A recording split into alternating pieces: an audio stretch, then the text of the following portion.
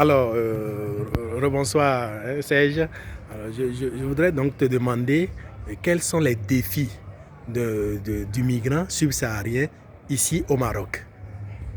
Oui, professeur, vous savez nous avons plusieurs catégories de personnes migrantes installées au niveau du Maroc. Et il y a une catégorie qui est régularisée, celle-là normalement a déjà retrouvé une vie normale. Mais il y a une autre catégorie de personnes migrantes nouvellement arrivées et qui ne sont pas régularisées et qui sont à la quête, si possible, des documents administratifs pour pouvoir régler leur situation et pouvoir gagner le marché de l'emploi. C'est ces couches de migrants normalement qui ont plusieurs difficultés. La première difficulté du fait qu'ils n'ont pas d'abord, qu'ils ne sont pas en situation régulière, cause pas mal de problèmes. Ils ne peuvent pas avoir l'accès d'abord au travail, l'accès à la santé et l'accès au logement. Voilà, ne serait-ce que citer les trois volets, sans citer d'autres volets qui sont aussi importants. Tous ces trois axes maintenant rendent la vie très difficile aux personnes migrantes et qui les donnent une autre manière de concevoir des choses.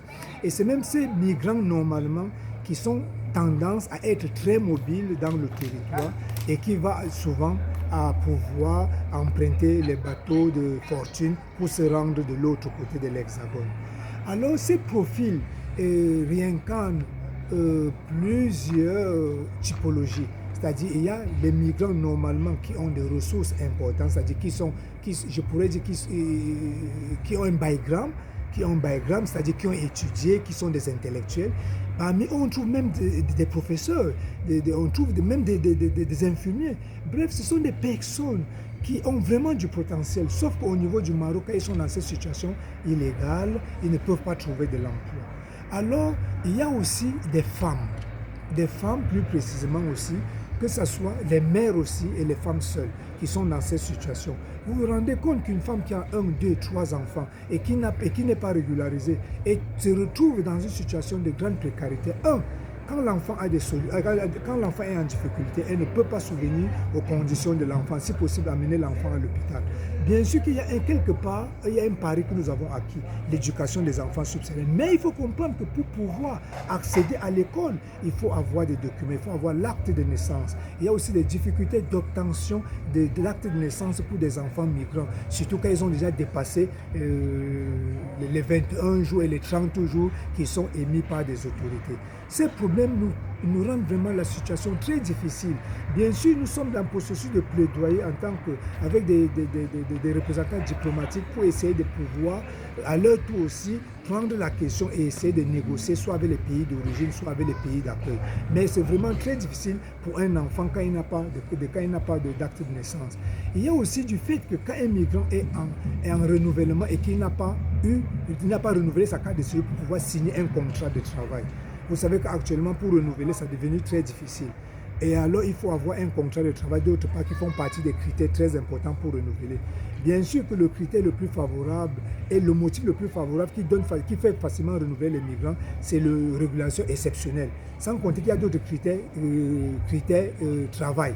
C'est ces personnes normalement qui ont bénéficié des critères de travail. En majorité, il faut bien dire, après une enquête que nous avons effectuée, la majorité des personnes qui sont dans ces difficultés, qui ont des critères de travail qui n'arrivent pas à renouveler, ce sont les nationalités plus précisément qui entrent au Maroc comme visa free, avec un cachet de 3 mois. En tête, il y a la Guinée, Conakry, et il y a la Côte d'Ivoire. Bien sûr qu'ils entrent 3 mois, mais quand ils sont en difficulté de renouvellement, c'est très difficile pour eux. Alors quand nous essayons de regrouper tous ces migrants en difficulté en plusieurs couches, nous retrouvons que c'est eux qui sont dans la mobilité par exemple et qui subissent par moment des déplacements forcés. Les déplacements forcés sont du fait qu'on peut prendre un migrant, par exemple, dans les zones rouges, c'est-à-dire Tanger, Nador, et le ramener un peu vers le sud. Le discours politique dit par moment qu'on les éloigne des passeurs et des difficultés de travail, mais au fait, on les éloigne, on les empêche de pouvoir continuer leur rêve. La mobilité fait en sorte qu'ils se retrouvent dans des pays du sud, dans les villes du sud. C'est-à-dire, on commence par exemple par Beni Millal, Agadir, et Tam-Tam jusqu'à Dakar. Au niveau de Dakar, normalement, ils exercent des travaux un peu difficiles dans la pêche. Et tout ça, c'est pour recueillir des fonds pour enfin essayer de traverser pour l'Espagne ou bien les îles Canaries. Vraiment, voilà toutes ces difficultés que nous essayons de concevoir. Mais c'est vraiment difficile, de manière que nous avons interpellé les autorités et il y a une réflexion qui est en cours et on espère qu'on aura satisfaction dans ce genre. Merci beaucoup.